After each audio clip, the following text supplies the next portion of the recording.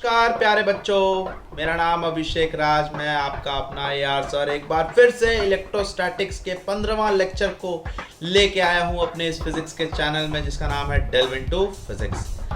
Actually आज ये electrostatics का आखिरी लेक्चर है, इसके बाद ये चैप्टर स्वाहा हो जाएगा। इस लेक्चर में हम लोग अर्थिंग के बारे में बात करने वाले हैं। क्या ये अर्थिंग मतलब बेसिकली आप किसी भी कंडक्टर को अर्थ से कनेक्ट कर दे रहे हो। तो अर्थ से कनेक्ट कर दे रहे हो तो अर्थ एक इतना बड़ा ह्यूज बॉडी है जिसका पोटेंशियल हम लोग कंसिडर करके चलते हैं कि यार ये जीरो है, और अर्थ से कनेक्ट करने पर किसी भी कंडक्टर का पोटेंशियल जीरो हो जाएगा। सिंपल। फिर क्या करोगे, तो आप किसी भी कंडक्टर, अब वो कंडक्टर जो है डिफरेंट शेप का हो सकता है, या तो आप शेल ले लो, या सॉलिड स्फीयर ले लो, या फिर पैरेलल प्लेट्स ले लो। तो आज हम लोग पैरेलल प्लेट्स के बारे में भी, different combinations of parallel plate, उसके बारे में बहुत सारी चर्चा करने वाले हैं, और बहुत सारे न्यूमेरिकल्स आएंगे अप टू एडवांस लेवल। ठीक है, तो ज़्यादा टाइम वेस्ट नहीं करते हैं, और आप लोगों को अगर ये लेक्चर पसंद आए तो आप ज़रूर एक लाइक बटन दबा देना। ठीक है, शुरू करते हैं आज का ये टॉपिक जिसका नाम है अर्थिंग। अर्थिंग का बेसिकली मतलब क्या होता है, किसी भी कंडक्टर को आप अर्थ से कनेक्ट कर देते हो, है ना। तो कनेक्ट कर दो, जैसे लेट्स से कि मान लो मैंने एक कंडक्टर ले लिया, दिस इज़ द कंडक्टर, और इसको मैंने अर्थ के साथ कनेक्ट कर दिया इस तरह से। ठीक है, ये अर्थ हो गया और ये कोई कंडक्टर हो गया। ठीक है, इसका सिंबल जो है वो आप इस तरह से बना सकते हो, दिस इज़ द अर्थ, और इस अर्थ को हम लोग इस तरह से ग्राउंड के साथ कनेक्ट कर देते हैं। तो ये ऐसा सिंबल है, आपको ध्यान से समझना पड़ेगा। ठीक है, अच्छा, और ये चीज़ जान रहे हो कि जैसे सपोज ये वाली जो बॉडी की रेडियस है, this radius R is very very very small than radius of the earth. क्या ये चीज़ जानते हैं हम? तो क्या होगा जब भी आप कोई चार्ज बॉडी लोगे, है ना, अगर मान लो आप इस बॉडी पर चार्ज क्यू दिए तो ये पूरी तरह से इस तरह से फैला। ठीक, अच्छा, और फिर आपने क्या किया, इसको आपने अर्थ से कनेक्ट कर दिया। तो अर्थ से कनेक्ट करने के बाद what happens when two bodies are connected, तो दोनों बॉडी का पोटेंशियल सेम हो जाएगा, होगा ना। अच्छा, तो फिर जब ये बॉडी का पोटेंशियल सेम होगा तो अर्थ का पोटेंशियल कितना, अर्थ का रेडियस कितना है, अर्थ का रेडियस है 6400 किलोमीटर। तो कितना बड़ा रेडियस है।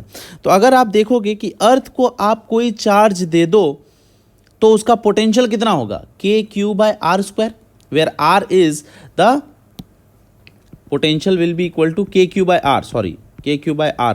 तो radius of the earth is 6400 kilometre, है ना। तो उसके वजह से पोटेंशियल बहुत ही कम आने वाला है।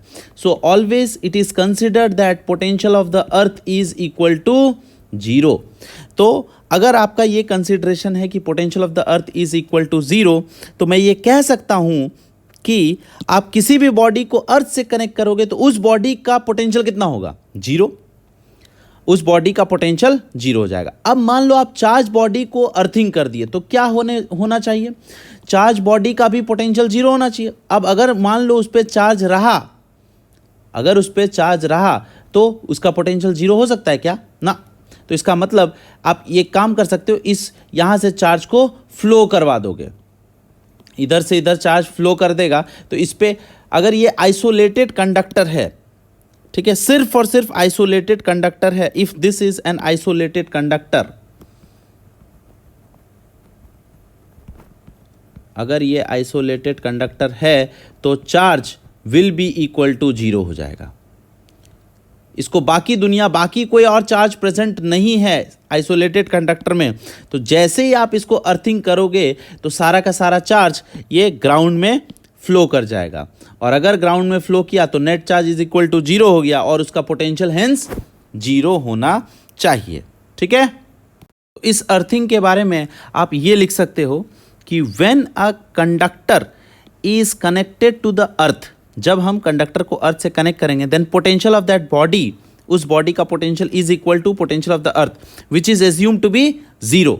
ठीक है, no matter if the charge flows from the earth और इनटू द अर्थ, अगर ये charge into the earth flow करे या अर्थ से चार्ज में फ्लो कर जाए, कुछ भी हो सकता है, लेकिन हर हाल में किसी भी बॉडी को जब अर्थ से कनेक्ट कर देते हो तो उस बॉडी का पोटेंशियल जीरो हो जाता है। सिंपल सा ये लॉजिक है, ठीक है। चलिए इस पे एक क्वेश्चन करते हैं जल्दी से। देखो सवाल ये है कि ऑन अर्थिंग क्या होता है, V मस्ट बी जीरो, दूसरा स्टेटमेंट है Q मस्ट बी जीरो। तो आपको ये चूज करना है true true, true false, false true और फॉल्स फॉल्स रेस्पेक्टिवली। क्या होगा सोच के बताओ, सोच लिए। चलो देखते हैं क्या होने वाला है। मान लिया जाए कि मैं एक कंडक्टर ले लूं। क्या ले लूं? कंडक्टर, ठीक है। Suppose this is N conductor, okay. और इसको हम लोग अर्थ से कनेक्ट करने के लिए एक स्विच लगा दिए हैं, ठीक है। अभी हम लोग अर्थिंग नहीं कर रहे हैं, ओके। और ये एक कंडक्टर है, ठीक। इस पे जो चार्ज है अभी कितना है? कुछ नहीं है चार्ज, दैट इज न्यूट्रल है, ओके। नाउ व्हाट हैपेंस, मैं इस कंडक्टर के पास में कुछ एक पॉइंट चार्ज रख देता हूं। ऑब्जर्व करते रहना क्या होगा, ठीक है। लेट अस से ए डिस्टेंस पर, इसके सेंटर से ए डिस्टेंस पर, जो कि ये आर रेडियस का कंडक्टर है, और ए डिस्टेंस, इसके सेंटर से ए डिस्टेंस पर हमने एक पॉइंट चार्ज यहां पर रख दिया, ठीक है। व्हाट विल हैपन नाउ, अब हम इसको अर्थिंग किए, इसको आप अर्थिंग कर दो तो क्या होगा? जैसे ही अर्थिंग करोगे तो इस बॉडी का पोटेंशियल जीरो होगा या चार्ज जीरो होना चाहिए? हमने कहा only potential must be equal to zero, charge zero हो ये कोई ज़रूरी नहीं है। तो एज्यूम ये करना है कि पोटेंशियल जो है उसका जीरो हो जाए, तो उसके लिए चार्ज आना पड़े या जाना पड़े कोई दिक्कत नहीं है। So net potential of that body becomes zero. तो हम ये एज्यूम करेंगे कि इसमें ना कुछ चार्ज क्यू डैश आ जाता है, ठीक है। उस क्यू डैश की वैल्यू भी हम लोग निकाल लेंगे कितना आएगा, लेकिन total potential of this conductor must be equal to zero. अब ये अर्थ से आप कनेक्ट कर दिए, जैसे अर्थ से कनेक्ट कर दिए तो चार्ज मूव होने के चांसेस बढ़ गए। यानी कि कुछ चार्ज, अगर चार्ज होता तो हो सकता है यहां ट्रांसफर हो जाए, हो सकता है अर्थ से कुछ चार्ज यहां पर आ जाए, ठीक है। कितना चार्ज आएगा उसके बारे में भी हम लोग बात करेंगे। लेकिन नेट पोटेंशियल, तो नेट पोटेंशियल की अगर हम बात करें तो इस सेंटर वाले पॉइंट पर पोटेंशियल कैसे निकालोगे? सेंटर वाले पोटेंशियल में तो के पॉइंट चार्ज की वजह से के क्यू बाय ए लिख दिया, प्लस क्यू डैश के वजह से k Q dash by A R is equal to क्या होना चाहिए? जीरो, क्योंकि सिंस दिस इज पोटेंशियल जो है एक जगह पर जीरो है तो हर जगह पर पोटेंशियल जीरो होगा, ठीक है। और ये कंडक्टर जो है आप सॉलिड कंडक्टर ले लो या क्या बोलते हैं हॉलो कंडक्टर ले लो, बात सेम ही है, ओके। तो यहाँ पर के और के डैश, के और के उड़ गया, तो क्यू डैश का वैल्यू कितना हो जाएगा जरा सोचो तो, minus q into r by a. समझ में आ रहा है? तो इसका मतलब ये है कि ये जो नेगेटिव चार्ज है वो आया कहाँ से? नेगेटिव चार्ज कहाँ से आया? अर्थ से ही आया, यहाँ से यहाँ आकर के, और नेगेटिव चार्ज का एक क्लाउड बन जाएगा सच दैट कि total potential is equal to zero. बोलो क्लियर है? तो इसका मतलब मैं एक इंपॉर्टेंट स्टेटमेंट कह सकता हूं कि ऑन अर्थिंग, अगर मैं किसी भी बॉडी को अर्थ कर रहा हूं तो charge on a body becomes zero is a misconception. किसी भी बॉडी पर चार्ज जीरो हो ये कोई ज़रूरी नहीं है। सिर्फ और सिर्फ आइसोलेटेड अगर चार्ज बॉडी रहा और उसको हम लोग अर्थिंग कर दे तो चार्ज जीरो होगा, लेकिन अगर उसके बगल में कोई चार्ज है तो अर्थ से चार्ज वापस कंडक्ट होके अर्थ से चार्ज जो है वापस आ जाएगा। सो आई कैन से कि the charge on the conductor arrange in such a fashion that net potential on the conductor becomes zero, ठीक है। नेट पोटेंशियल जीरो हो जाएगा, ठीक है। चलो बहुत अच्छी बात है। इसी के बेस्ड और दो चार सवाल कर लेते हैं फटाफट, जल्दी से नोट डाउन करो, ध्यान से देखो ये सवाल को। यहाँ पर एक शेल ले लिए हैं, उसके अंदर एक कंडक्टिंग बॉडी ले लिए हैं जिसको हम लोग अर्थ से कंडक्ट कर दिए हैं। अब ये वाले शेल को हमने 4Q चार्ज दे दिया और ये रेडियस R है और ये रेडियस 2R है। तो आपसे पूछा जा रहा है कि इस A सरफेस पे कितना चार्ज आ जाएगा? जल्दी से सोच के बताओ। सोच लिए? चलो बिना टाइम वेस्ट किए सॉल्व करते हैं। तो हम ये कहना चाह रहे हैं कि पोटेंशियल ऑन ए सरफेस अगर अर्थ से कंडक्ट किया है तो उसका पोटेंशियल कितना होगा, 0। तो ए पॉइंट पर पोटेंशियल चाहिए, ए पॉइंट का पोटेंशियल लिखना है तो किसके वजह से लिखोगे, मान लेते हैं कि इस ए पे क्यू डैश चार्ज आ जाएगा। तो एक तो खुद के वजह से that is k Q dash by R, plus B surface के वजह से, बी पे अगर यूनिफॉर्मली चार्ज डिस्ट्रीब्यूशन है तो बाहर में चार्ज है और अंदर वाले पॉइंट पे निकालना है, तो उस पॉइंट को उठा करके क्या करेंगे, सरफेस पे लेके चले जाएंगे, लेके चले जाओ सरफेस पे। तो लिखा के क्यू जो है वो 4Q हो गया divided by 2R is equal to 0। यहाँ से के और के काट दिया, आर और आर काट दिया, ये 2 काट दिया, तो क्यू डैश का वैल्यू -2Q आ गया। बोलो क्लियर है, सिंपल सा सवाल था। ठीक है, अगला सवाल करते हैं, ठीक इसी तरीके का है। चलो अब ये वाला सवाल अटेम्प्ट करो। यहाँ पर 3 कॉन्सेंट्रिक शेल्स ले लिया है मैंने और इसके सेंटर पे -Q चार्ज डाल दिया। ए वाले शेल को मैंने Q चार्ज डाला, बी वाले शेल को कोई भी चार्ज नहीं डाला बल्कि उसको अर्थिंग कर दिया, और सी वाले शेल को मैंने +6Q चार्ज दे दिया है। तो आपसे पूछा जा रहा है कि बी शेल को जब हम लोग अर्थिंग करेंगे तो इसका कितना होगा charge on the surface of the B. ठीक है, रेडियस दिया हुआ है इसका R, 2R और 3R, ये डायमेंशन है। ठीक है, जल्दी से अटेम्प्ट करो। आई होप आपने अटेम्प्ट किया होगा। चलिए देखते हैं, सॉल्व करते हैं।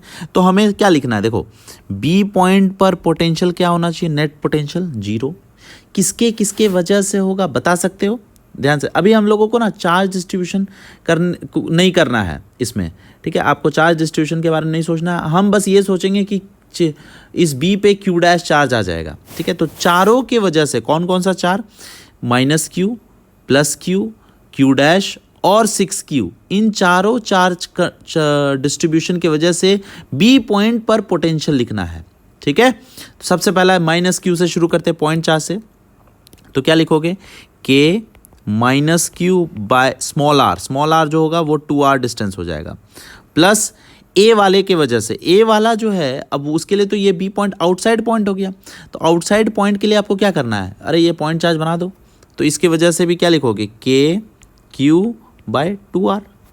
ठीक है, प्लस खुद के वजह से that is KQ dash by 2R, plus 6Q के वजह से तो K6Q बाय कितना, ये वाले चार्ज के वजह से अंदर वाले पॉइंट पर बताना है, तो अंदर वाला पॉइंट को उठा करके सरफेस पे लेके चले जाएंगे। सरफेस पे लेके चले जाओगे तो ये डिस्टेंस हो जाएगा 3R must be equal to 0। ठीक है, ध्यान से देखो तो ये और ये उड़ा गया, फिर K और K उड़ा, R और R उड़ा, ये और ये उड़ा 2, तो Q dash is equal to -4Q होगा। रे बाबा सोचो, आ गया ना, बहुत बढ़िया।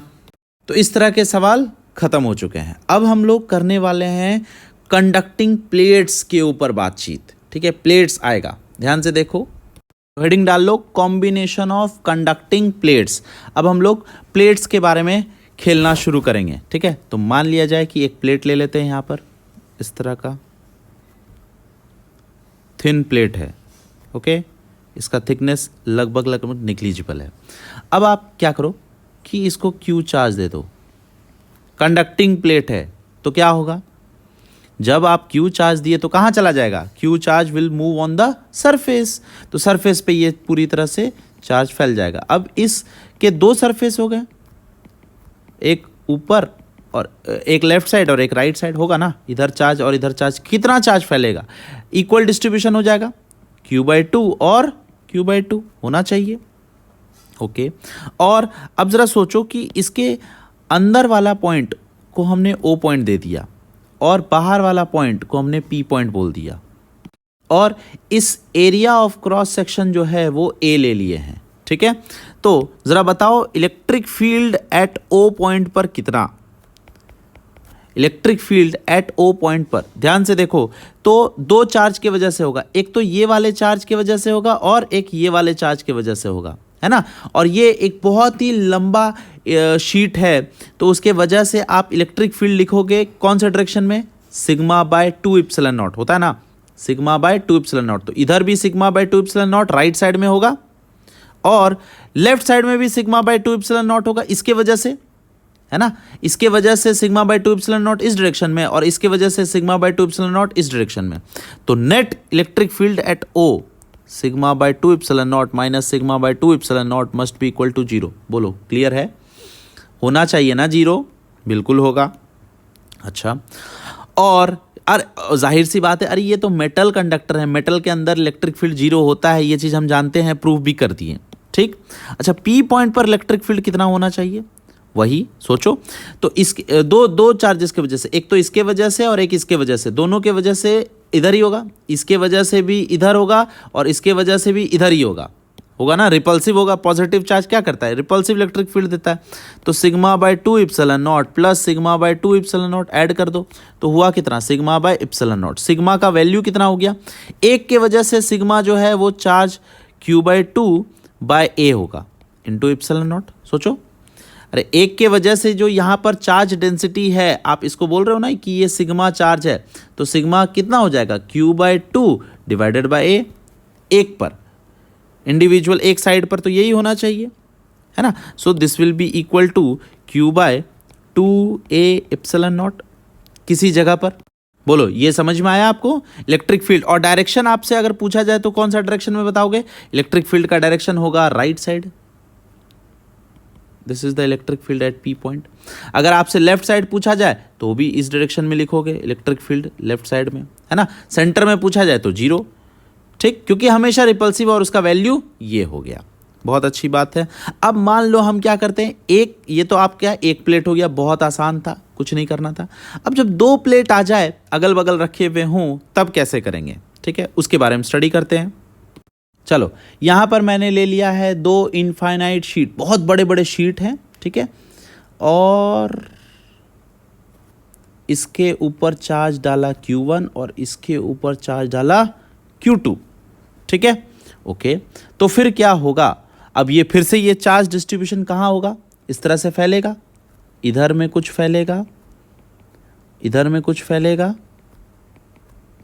इधर में कुछ फैलेगा, दोनों तरफ फैल जाएगा। तो अपने को पता नहीं है कि किधर में क्या फैलेगा। क्या ये कहना सही होगा कि पॉजिटिव चार्ज और पॉजिटिव, क्या ऐसा होगा क्या कि यहाँ पर भी Q/2 Q1/2 Q1/2 Q2/2 Q2/2, क्या ऐसा होगा? ना, ऐसा तो नहीं कह सकते, क्योंकि देखो ये यहाँ पर जितना भी चार्ज होगा, यहाँ पर कुछ चार्ज और यहाँ पर कुछ चार्ज आपस में फिर से ये अट्रैक्शन और रिपल्शन फील करना स्टार्ट कर देगा, है ना। तो आपको कुछ इस तरह से चार्ज डिस्ट्रीब्यूट करना है। चार्ज डिस्ट्रीब्यूशन का बहुत बड़ा खेल है, सच दैट कि मेटल के अंदर इलेक्ट्रिक फील्ड, लेटस से अंदर वाला पॉइंट को मैंने बोल दिया O1 और इसके अंदर वाला पॉइंट को बोल दिया O2। तो electric field at O1 point and O2 point क्या होना चाहिए? 0 होना चाहिए। बोलो क्लियर है? तो हम मान लेते हैं कि यहाँ पर चार्ज डिस्ट्रीब्यूशन कितना हो गया? Q1, यहाँ पर चार्ज डिस्ट्रीब्यूशन Q2, यहाँ पर Q3 और यहाँ पर Q4 मान लेते हैं। और Q1 प्लस Q2 क्या लिखोगे? Q1 प्लस Q2 कहाँ से आया ये? दैट इज Q1 से, ठीक है। और Q3 प्लस Q4 क्या लिखोगे? That is again equal to Q2 होगा। यहां से एक इक्वेशन, पहला इक्वेशन ये हो गया, दूसरा इक्वेशन ये हो गया। अच्छा, electric field at O1 must be equal to 0, ठीक है। तो फिर आप क्या लिखोगे? किसके किसके वजह से O1 पे इलेक्ट्रिक फील्ड जो है, जरा सोचो, ये वाला सब पॉजिटिव चार्ज अभी एज्यूम किए हैं, ठीक है। नेगेटिव पॉजिटिव बाद में वो खुद ब खुद निकल के आ जाएगा। तो कहना ये चाह रहा हूं कि यहां पर Q1 जो है, इस Q1 की वजह से इस O1 पे राइट साइड होगा, Q2 के वजह से लेफ्ट साइड, Q3 के वजह से अगेन लेफ्ट साइड, Q4 के वजह से अगेन लेफ्ट साइड। ये आपको समझ में आ रहा है? सारे पॉजिटिव चार्ज हैं तो सब रिपल्सिव होगा। और अगर हम मान लो सारे प्लेट्स का एरिया A ले लें, ठीक है, तो electric field at O1 point पर लिखना है तो एक चार्ज के वजह से, एक इनफाइनाइट शीट की वजह से कितना होता है? सिग्मा बाय 2 इप्सिलॉन नॉट होगा ना। तो Q1 by A, this is sigma by 2 epsilon naught is equal to, ये हो गया right side, that is electric field due to 1, और 2 के वजह से इस डायरेक्शन में, 3 के वजह से भी इस डायरेक्शन में, और 4 के वजह से भी इस डायरेक्शन में ही होगा। ये आपको समझ में आ रहा है? E1 के वजह से राइट साइड बोल दिया, और 2 के वजह से, 3 के वजह से, 4 के वजह से सब लेफ्ट साइड होगा। तो क्या लिखोगे? Q2 by 2a epsilon naught plus Q3 by 2a epsilon naught plus Q4 by 2a epsilon naught होगा। तो यहाँ से मैंने नीचे वाला जो बेस है वो सब काट दो।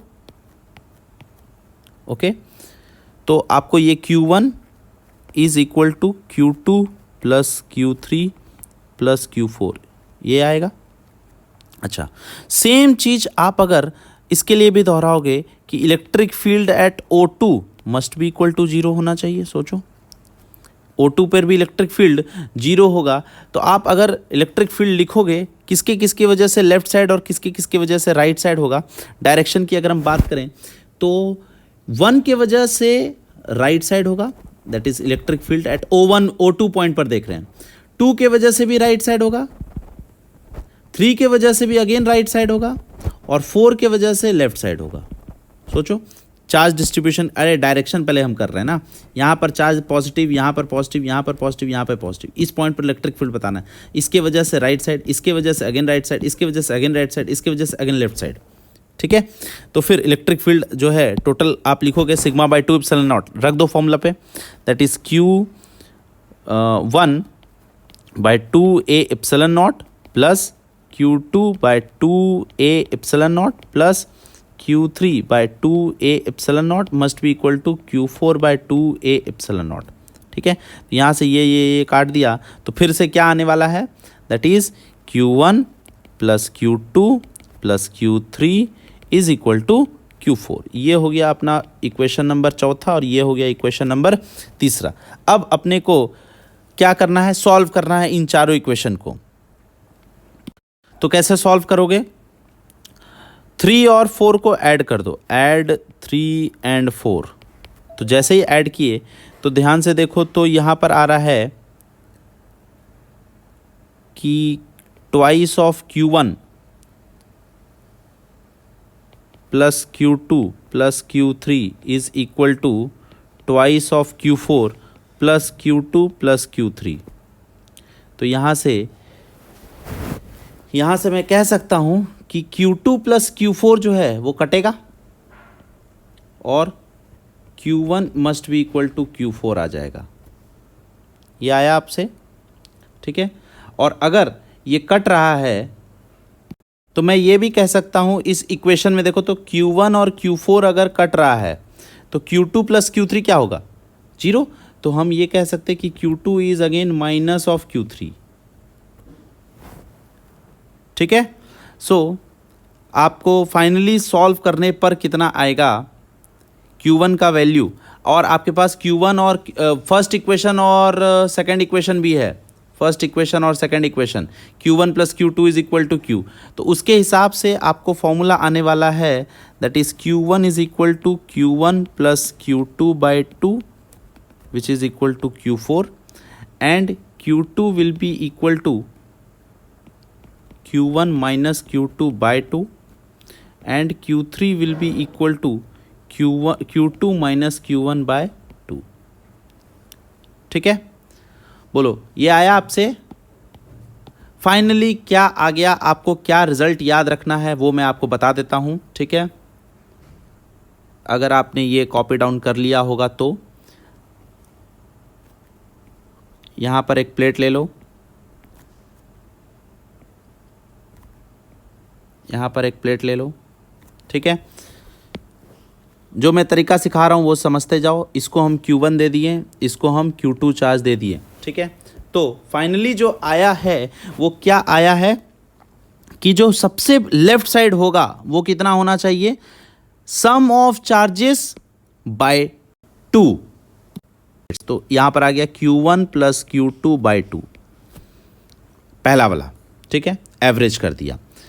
ठीक, अब उसके बाद दूसरा वाला जो है सेकंड Q, ये तो हो गया Q1 का वैल्यू। Q2 यहां पर था, Q2 का वैल्यू कितना आया, अब इसको माइनस कर दो, Q1 से माइनस कर दोगे आप अगर इस चार्ज को Q1 से, क्योंकि टोटल चार्ज इसमें जो है Q1 होना चाहिए, तो इस चार्ज को Q1 से माइनस कर दो तो आपको मिलेगा Q1 माइनस Q2 बाई 2, ये मिलेगा। अब ये जितना भी चार्ज होगा उसका नेगेटिव ये होना चाहिए, क्योंकि यहां पर जितने पॉजिटिव होंगे, मान लो प्लस 2Q चार्ज है तो यहां पर माइनस 2Q इंड्यूस हो जाएगा। तो यहाँ पर उतना ही नेगेटिव आएगा, तो इसका नेगेटिव कितना हो जाएगा, दैट इज आप लिखोगे Q2 माइनस Q1/2। ठीक है, ये एक दूसरे का नेगेटिव होना चाहिए। और बचा कुचा यहाँ पर, तो Q2 से फिर से ये माइनस कर दो, तो ये आ जाएगा Q1 प्लस Q2/2। ऑब्जर्व ये करना है, क्या करना है, Q3 और Q4 कि Q1 और Q4 क्या है, फाइनल आंसर में सेम आना चाहिए, और Q2 और Q3 जो है आपस में एक दूसरे का नेगेटिव होना जरूरी है। बोलो समझ में आया? This is the final result. ये आपको मेमोराइज कर लेना पड़ेगा, मतलब ये वैल्यू याद नहीं रखनी है आपको, बस ये याद रखना है कि पहले वाले का एवरेज कर देते Q1 प्लस Q2/2, और उसके बाद टोटल हम लोग यहां से बाकी का सॉल्व करके निकाल लेते हैं। ठीक है, चलिए अगला सवाल आपको करेंगे तो आप तुरंत समझ में आ जाएगा। चलो ये वाला सवाल अटेम्प्ट करो। यहां पर दो कंडक्टिंग प्लेट ले लिया और इसको Q चार्ज दिया, इसको माइनस Q चार्ज दिया, तब क्या होगा, सोचो सोचो सोचो। पहले वाले के लिए सोच लिए, स्क्रीन को पॉज करके सोचो। चलो ठीक है, सॉल्व करते हैं। तो पहले वाले के लिए सबसे पहला जो सबसे लेफ्ट साइड होगा वो कितना होगा, इसका सम बाई 2, तो Q माइनस Q/2 करा तो 0 हो गया। तो अगर ये 0 है तो राइट साइड में कितना होना चाहिए, Q होना चाहिए, such that total charge must be equal to conserve, total charge conserve रहना चाहिए। अब यहां पर Q आ गया तो यहां पर कितना होगा, इसका negative, that is minus Q, डाल दो। अब अगर यहां पर माइनस Q आ गया अब से तो यहां पर राइट साइड में कितना होगा, 0 होना चाहिए ना, total charge must B conserve. अब देखो ये और ये अगर 0 आया, इसका मतलब जो भी कर रहे हैं सब सही है, लेफ्ट साइड वाला और एक्सट्रीम राइट साइड वाला बराबर होना चाहिए।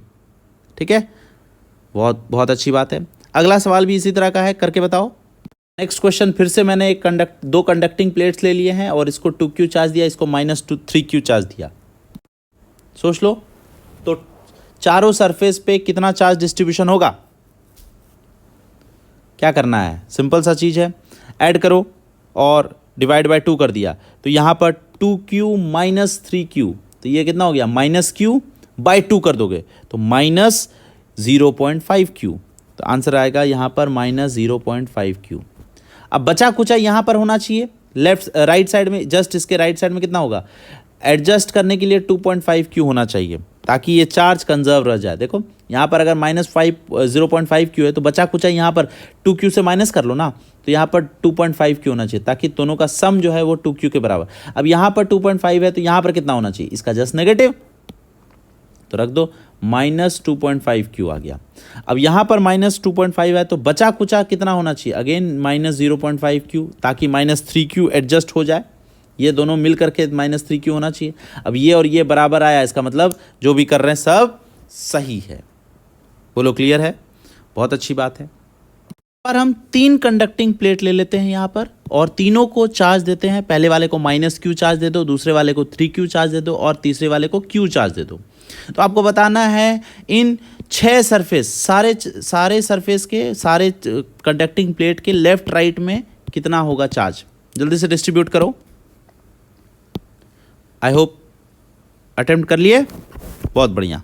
सॉल्व करते हैं, तो करना क्या है, सबसे लेफ्ट साइड में चार्ज, अगर 2 प्लेट थे तो क्या किया, Q1 प्लस Q2/2, 3 प्लेट रहेगा तो क्या करोगे, Q1 plus Q2 plus Q3/2, not 3, confusion हटाओ, Q1 plus Q2 plus Q3/2, हमेशा 2 से ही डिवाइड करना है। अगर मान लो 5 प्लेट भी रहा, ये पांचों प्लेट रहा, तो आपको हमेशा बाय 2 करना है, क्योंकि ये total sum of the charge जो होना चाहिए वो आधा इधर डिस्ट्रीब्यूट होता है और आधा इधर डिस्ट्रीब्यूट होता है। ये सम ऑफ द टोटल चार्ज इधर और इधर, बाकी नेट चार्ज देखो, ये जितना पॉजिटिव उतना ही ये नेगेटिव, ये जितना पॉजिटिव उतना ही ये नेगेटिव, तो नेट चार्ज देखो टोटल 0 है, तो गया कहाँ, कंजर्वेशन ऑफ चार्ज तो होगा ही ना। ठीक है, तो सबसे पहला सबसे लेफ्ट साइड में कितना हो जाएगा, जल्दी से सॉल्व करके बताओ। इसका होना चाहिए, जोड़ दिया तो माइनस Q प्लस Q गया तो 3Q/2, तो 1.5Q होना चाहिए, 1.5Q होगा। और इसके राइट साइड में कितना हो जाएगा, माइनस 2.5Q, बैलेंस करने के लिए। फिर उसके बाद अगर माइनस 2.5Q है तो प्लस 2.5Q होना चाहिए, ताकि जितना इधर नेगेटिव उतना ही पॉजिटिव, ताकि ये दो नेट जो है वो 0 हो जाए।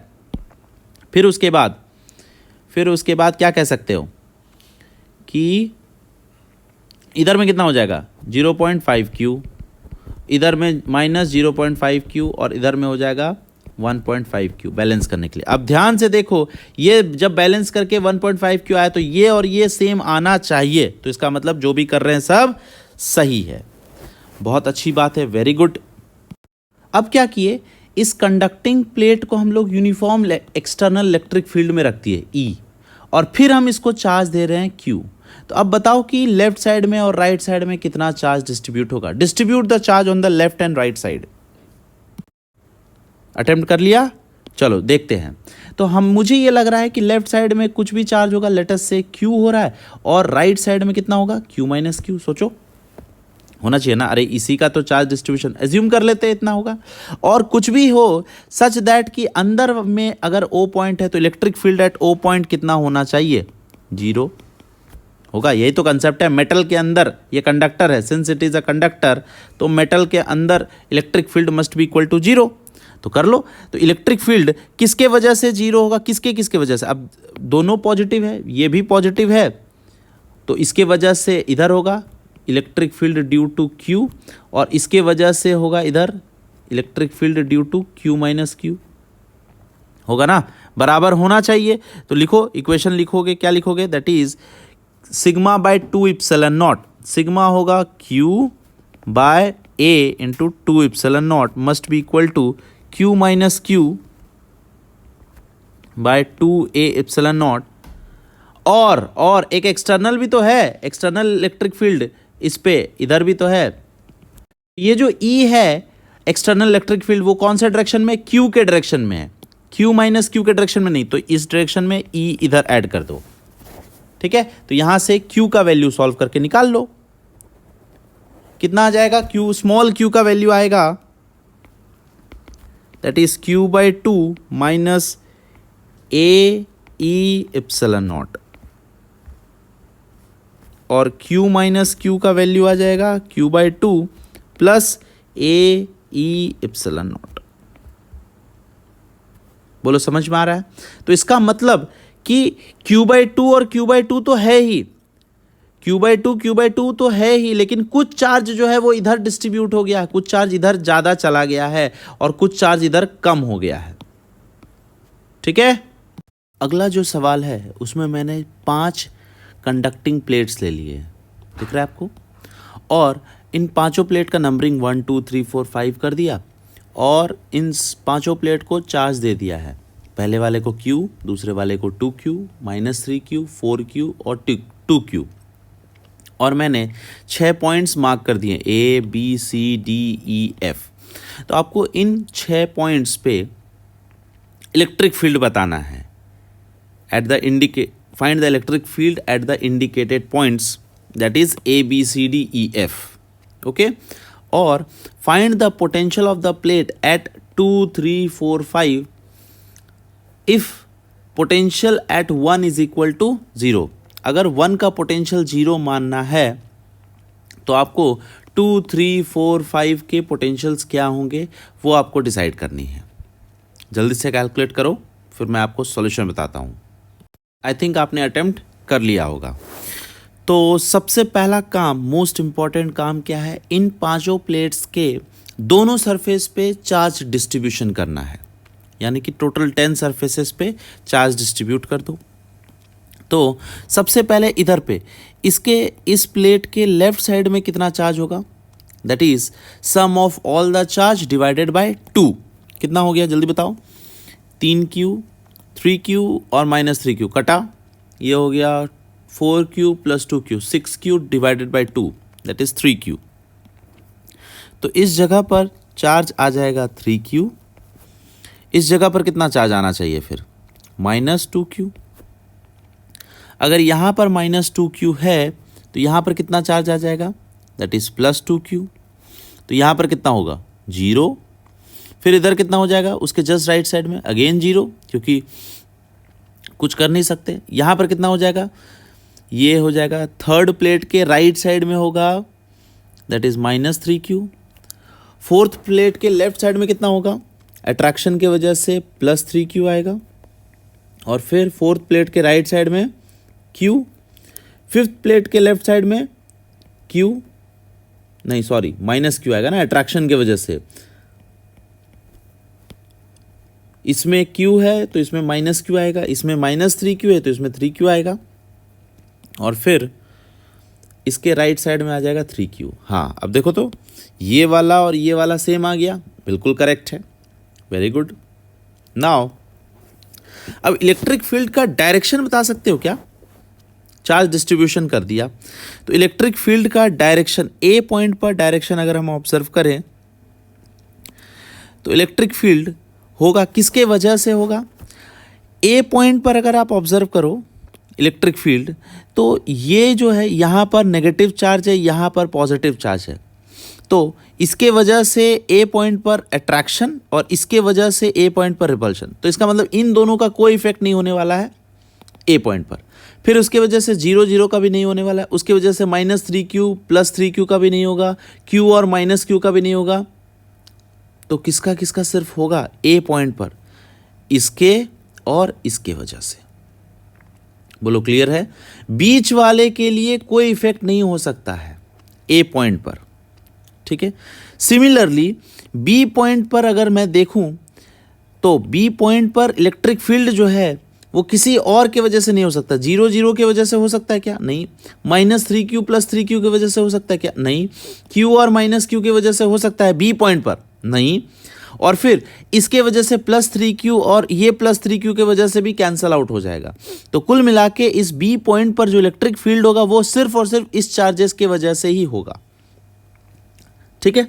तो इसका मतलब मुझे ये समझ में आ रहा है, प्लेट्स के बीच में जो इलेक्ट्रिक फील्ड होगा वो just due two adjacent charges के वजह से है, सिर्फ इसके वजह से और इसके वजह से। और यहाँ पर जो इलेक्ट्रिक फील्ड होगा वो बीच वाले प्लेट्स के बीच में जो चार्जेस हैं उसके वजह से नहीं होने वाला है, एक्सट्रीम पॉइंट्स के वजह से होगा। तो इसके वजह से आप बता पाओगे कि ए पॉइंट पर इलेक्ट्रिक फील्ड कितना, बी पॉइंट पर इलेक्ट्रिक फील्ड कितना। चलो ऑब्जर्व करके बताओ तो कितना होना चाहिए। फॉर्मूला अपने को पता है, हम लिख दे रहे हैं, जल्दी से आप भी अटेम्प्ट करो। ए पॉइंट पर इलेक्ट्रिक फील्ड, ए पॉइंट पर electric field must be equal to कितना होना चाहिए? Sigma by 2 epsilon naught plus sigma by 2 epsilon naught. तो सिग्मा बाय एप्सिलॉन नॉट हो जाएगा। ए पॉइंट पर इलेक्ट्रिक फील्ड किसके किसके वजह से? इस 3Q के वजह से और इस 3Q के वजह से, दोनों के वजह से ऐड करना है ए पॉइंट पर। तो सिग्मा बाय एप्सिलॉन नॉट हो गया, sigma will be equal to 3Q by A epsilon naught. I think ये होगा electric field at A point पर, ठीक है। नाउ बी पॉइंट का इलेक्ट्रिक फील्ड कितना होगा? सोचो, बी पॉइंट का electric field will be again इसके वजह से भी इसके वजह से लेफ्ट साइड होगा और इसके वजह से भी लेफ्ट साइड होगा। तो इसके वजह से भी सिग्मा बाय 2 एप्सिलॉन नॉट और इसके वजह से भी सिग्मा बाय 2 एप्सिलॉन नॉट। तो again sigma by epsilon naught होगा। तो सिग्मा बाय एप्सिलॉन नॉट का वैल्यू हो जाएगा 2Q by A epsilon naught, ठीक है। सी पॉइंट पर इलेक्ट्रिक फील्ड कितना होगा? सर सी पॉइंट पर सराउंडिंग चार्जेस का चार्ज जो है वो 0 है, तो इलेक्ट्रिक फील्ड भी 0 होना चाहिए। डी पॉइंट पर इलेक्ट्रिक फील्ड कितना होगा? डी पॉइंट पर अगेन इसके वजह से होगा, -3Q और +3Q के वजह से होगा। तो हम कह सकते हैं डी पॉइंट पर electric field 3Q by A epsilon naught के वजह से हो जाएगा। Electric field at E point पर, ई पॉइंट पर होना चाहिए Q और -Q के वजह से, तो Q by A epsilon naught होना चाहिए। और electric field at F point will be equal to, इधर ये बाहर वाला पॉइंट है तो बाहर वाला पॉइंट ना इसके वजह से होगा, ना इसके वजह से होगा, ना इसके वजह से, ना इसके वजह से। तो इसका मतलब ये 3Q और ये 3Q के वजह से होगा, that is 3Q by A epsilon naught होगा, ठीक है। अगर आपको डायरेक्शन जानना है ABCDEF, तो बताओ कैसा होना चाहिए डायरेक्शन? आप बना सकोगे डायरेक्शन? चलो बनाते हैं। ए पॉइंट पर इलेक्ट्रिक फील्ड का direction, that is a point पर तो लेफ्ट साइड होगा, सोचो रिपल्शन। बी पॉइंट पर जो इलेक्ट्रिक फील्ड होगा वो किधर से किधर होगा? लेफ्ट से राइट, राइट से लेफ्ट। सी पॉइंट पर तो 0 है, चार्ज ही नहीं है। डी पॉइंट पर इलेक्ट्रिक फील्ड का डायरेक्शन कैसा होगा? This is electric field, D point पर इलेक्ट्रिक फील्ड का डायरेक्शन होगा ऐसा, right to left. E point पर इलेक्ट्रिक फील्ड होगा लेफ्ट टू राइट। अरे ये कैसे डिसाइड कर रहे हैं हम लोग? चार्ज के बेसिस पे। यहाँ पर चार्ज पॉजिटिव है, यहाँ पर चार्ज नेगेटिव है, तो ई पॉइंट पर इलेक्ट्रिक फील्ड अट्रैक्टिव इस डायरेक्शन में और पॉजिटिव चार्ज की वजह से रिपल्सिव, इसके वजह से अगेन रिपल्सिव होगा, तो राइट साइड होना चाहिए। आ रहा है ना समझ में? बहुत अच्छी बात है, ठीक है। तो ये चीज आप कर ले रहे हो। अगला हमारा मेन टारगेट है पोटेंशियल निकालना। इलेक्ट्रिक फील्ड तो निकाल लिया, अब हमें निकालना है पोटेंशियल। अच्छा, अब पोटेंशियल निकालने के लिए आपको इलेक्ट्रिक फील्ड का सहारा लेना पड़ेगा। हमारे पास एक फॉर्मूला है delta V is equal to minus E dot D, होता है ना? ओके, तो अगर आप देख रहे हो कि इलेक्ट्रिक फील्ड जो है वो इस डायरेक्शन में जा रहा है, 2 से 1 के तरफ इलेक्ट्रिक फील्ड जा रहा है, तो मतलब हाइयर पोटेंशियल कौन सा होगा? 2, और लोअर पोटेंशियल होगा 1। तो हम ये फॉर्मूला लिखेंगे, our formula will be equal to V2 minus V1 will be equal to EB into D. देखो तो delta V is equal to minus E dot D हम लगा रहे हैं, तो अपना पोटेंशियल जो है, पोटेंशियल डिफरेंस कौन हाइयर पोटेंशियल पर होगा? 2 वाला हाइयर पोटेंशियल, 1 वाला लोअर पोटेंशियल। तो V2 minus V1 is equal to E electric field जो इसके बीच में है इंटू इसका जो स्पेसिंग है वो है। अब क्वेश्चन में ये दिया हुआ है कि V1 को पोटेंशियल कितना लेना है? 0। तो V1 इज इक्वल टू 0 ले लो, V2 निकल जाएगा। निकालो V2 का वैल्यू, जल्दी निकालो। So V2 will be equal to electric field B point का पता है ना, 2Q by A epsilon naught into D. ये आ गया V2। बोलो क्लियर है? अच्छी बात है। ओके, नाउ V2 निकल गया, फिर से अब V3 कैसे निकालोगे? अच्छा, तो इलेक्ट्रिक फील्ड जो है वो EC में 0 है, तो इसका मतलब कोई इलेक्ट्रिक फील्ड ही नहीं है, इसका मतलब पोटेंशियल दोनों का सेम होगा। तो V2 is equal to V3, ये आ गया। फिर उसके बाद 4 का कैसे निकालोगे? तो फिर से इलेक्ट्रिक फील्ड जो है 4 से 3 की तरफ जा रहा है, तो इसका मतलब 4 बड़ा होगा, तो V4 minus V3 is equal to electric field at D into spacing जो है इस बार 2D का है, ठीक है। तो V2 का value that is equal to V3 का वैल्यू आप रख दोगे तो आपको V4 का वैल्यू पता चल जाएगा। सो आई कैन से कि V4 is equal to V3 add करना है, V3 का वैल्यू V2 के बराबर, तो 2QD divided by A epsilon naught plus electric field at D that is 3Q by A epsilon naught into 2D, ठीक है। तो 6 और 2 दैट इज 8 हो गया, तो 8QD divided by A epsilon naught, ये हो गया V4। आप उसी तरीके से V5 भी निकाल सकते हो। V5 का फॉर्मूला क्या लिखोगे? दैट इज V5, ये हो गया, V4 का आंसर निकल गया। अब 4 और 5 में इलेक्ट्रिक फील्ड कहाँ से कहाँ फ्लो कर रहा है? 4 से 5 की तरफ, इसका मतलब 4 बड़ा होगा, तो V4 minus V5 is equal to electric field at E into D करना है। D जो है उन दोनों के बीच में 2D है, तो 2D रख देना है। ओके, सो 4 निकल चुका है, तो 5 निकालना है, तो 5 is equal to V4 minus, तो 8QD by A epsilon naught minus electric field at E into 2D, तो 2QD divided by A epsilon naught, तो आंसर इसका आ गया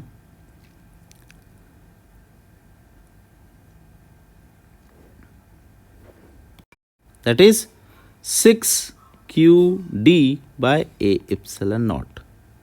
ये हो गया V5 का पोटेंशियल, ठीक है। तो आई होप आपको ये बहुत ही अच्छे से समझ में आया होगा। सारा पोटेंशियल मैंने निकाल के बताया है, ठीक है। ये V1 का वैल्यू 0 था, ये चीज़ आपको पता होना चाहिए। ओके, तो अगले सवाल की ओर, अगले सवाल नहीं, अगले टॉपिक की ओर बढ़ते हैं। ये इस तरह के सवाल हमने बहुत कर लिए हैं, ठीक है। अब हम लोग इस प्लेट्स को अर्थिंग करना स्टार्ट करेंगे, तो वो टॉपिक पढ़ना है, ध्यान से देखो। तो जल्दी से हेडिंग डाल लो, earthing of a parallel plate, ये हेडिंग है अपना, ठीक है। अब जाहिर सी बात है, पहले तो पैरेलल प्लेट बना डालो, उसको अर्थिंग कर दो, तो हम लोग देखेंगे कि क्या होता है पैरेलल प्लेट को अर्थिंग करने से। तो let us take 2 parallel plates over here, ठीक है, ले लिया, और इसको आप चार्ज दे दो, कितना, Q1 और Q2। इसको अगर हम चार्ज दे दिए Q1 और इसको Q2 चार्ज दे दिए, तो आप चार्ज डिस्ट्रीब्यूशन कर सकते हो ना, सिंपल सा चीज़ था, चार्ज डिस्ट्रीब्यूशन तो हम अपने को आता है ना। पहले वाले चार्ज, पहला वाला आउटर सरफेस पे होता है sum of the charges divided by 2, that is Q1 plus Q2 by 2। फिर चार्ज को कंजर्व कर लेंगे, यानी कि Q1 होना चाहिए पहले वाले प्लेट पे, तो बचा कुचा इस Q1 में से इसको माइनस कर लो, Q1 minus Q1 plus Q2 minus कर लिए, तो बचेगा Q1 माइनस Q2 बाई 2 बचेगा। और फिर आप क्या करो, ये वाला इधर में कितना चार्ज होगा, इसका जस्ट नेगेटिव होगा, इसका नेगेटिव होगा, that is Q2 minus Q1 by 2 होना चाहिए। और फिर Q2 से माइनस कर दो, ये Q2 है और ये चार्ज माइनस कर दो, कंजर्वेशन ऑफ चार्ज, ये कहीं भाग नहीं सक रहा है चार्ज, तो ये कितना हो जाएगा, that is Q1 plus Q2 by 2। अब ऑब्जर्व करो कि ये वाला चार्ज और ये वाला चार्ज बराबर है, इसका मतलब जो भी कर रहे हैं सब सही है। अब क्या करेंगे, अब जैसा कि नाम से लग रहा है कि पैरेलल प्लेट को हमें अर्थिंग करना चाहिए, तो हम लोग अर्थिंग पे ध्यान देंगे। तो इसका मतलब इसको हम लोग अर्थ कर देते हैं, ध्यान से देखो, ये वाले को अर्थ कर दिए, एक स्विच के साथ लगा देते हैं, ऐसा अर्थिंग कर दिए, ठीक है।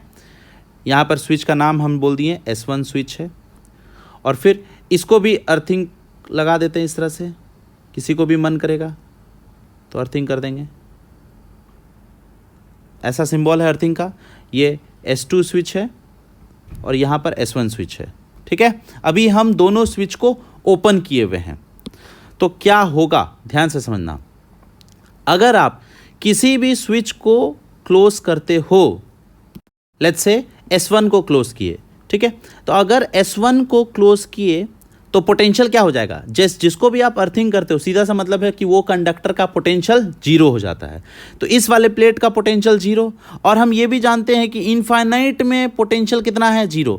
तो अगर यहाँ पर 0 पोटेंशियल और यहाँ पर 0 पोटेंशियल, इसका मतलब यहाँ से यहाँ का बीच का पोटेंशियल डिफरेंस 0।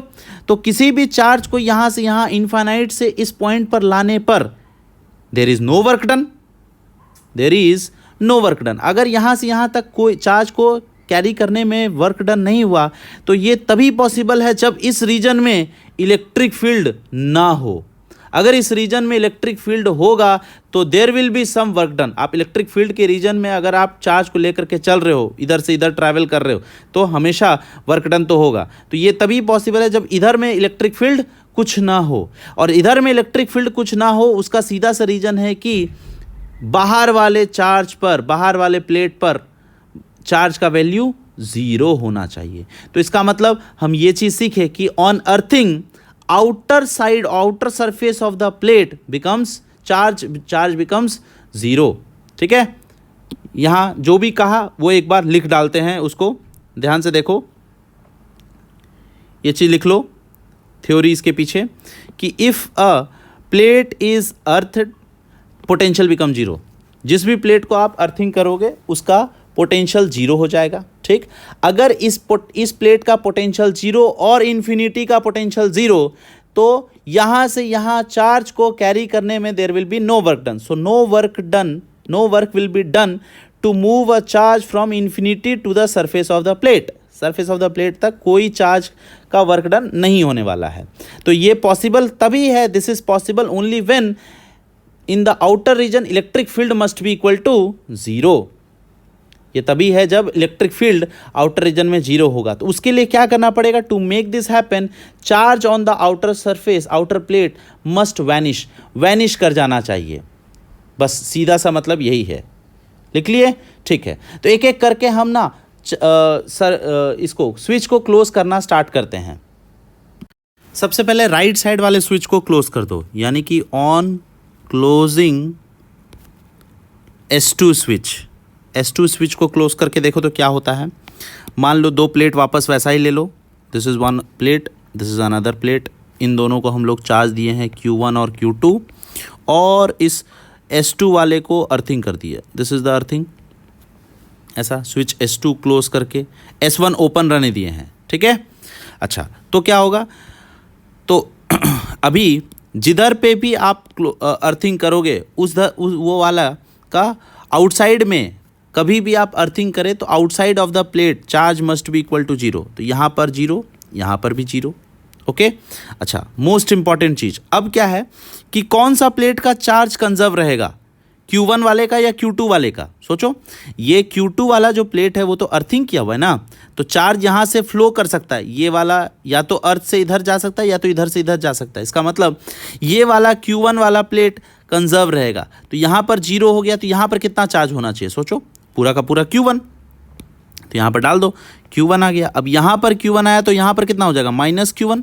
इसका मतलब ज़रा सोचो कितना चार्ज फ्लो कर गया, अर्थ में कितना चार्ज फ्लो कर गया, that is Q1 plus Q2। सोचो, पहले था Q2 चार्ज, हम इसको दिए तो पहले चार्ज Q2 था, और फिर ये यहाँ से यहाँ -Q1 आ गया है इस पे, तो इसका मतलब यहाँ से यहाँ ये Q1 प्लस Q2 फ्लो किया।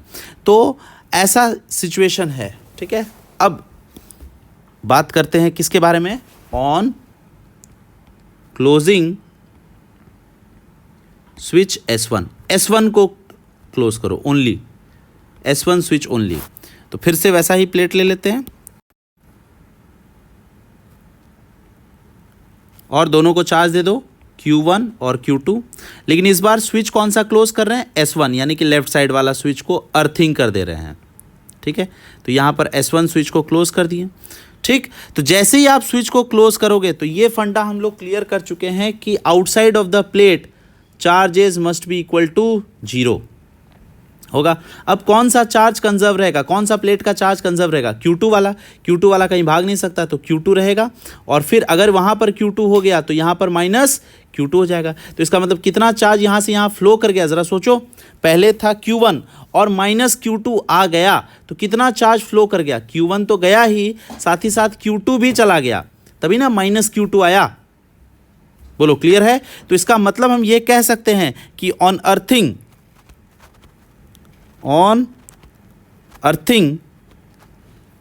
Total charge on all the plates flows into the earth।